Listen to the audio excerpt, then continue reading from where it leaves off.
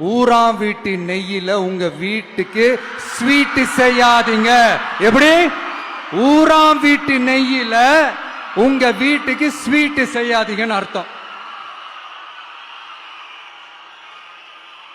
மக்களோட ஒரு அடிப்படை வாழ்வாதாரத்துக்கு ஏதாவது பிரச்சனைக்குன்னு கேட்டா நிதி சுமைன்னு சொல்றீங்க. செல வைக்கிறதுக்கு மட்டும் எங்கிருந்து சார் காசு வருது?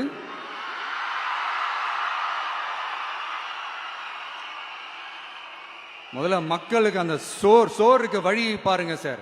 செல வைக்கிறத பத்திலாம் அப்புறமா யோசிக்கலாம்.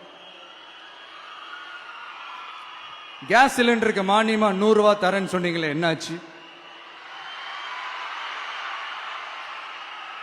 கரும்புக்கு ஆதார விலையா 4000 ரூபாய் தரேன்னு சொன்னீங்களே, என்னாச்சு?